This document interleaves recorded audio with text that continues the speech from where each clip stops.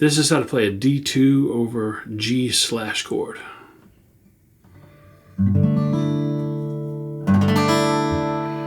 First of all, you take finger 1, fret 2, string 1, 2, 3.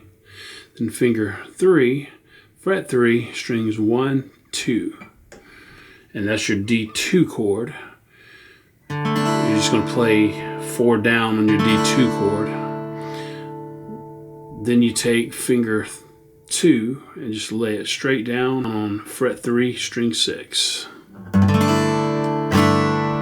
that's how your D2 over G chord sounds. D2, D2 over G.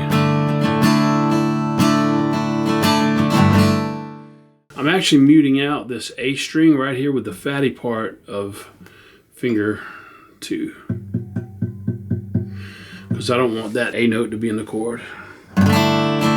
Here's what it sounds like with the A note. Here it just doesn't quite sound right. So here's what it muted out again.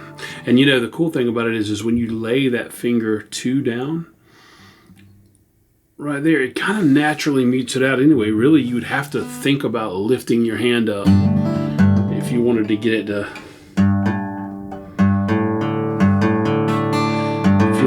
sound, if you wanted to get it to have that A note in it. See how I'm like, fingers almost bent because I'm lifting it up so high. But yeah, you just lay it down and it naturally mutes out that A string. If you just strum all 6 strings, mute out that 5th string there with the fatty part of finger 2.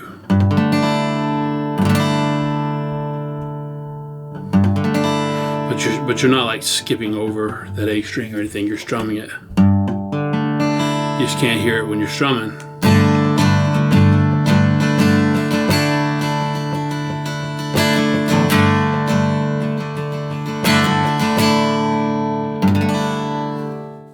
D2,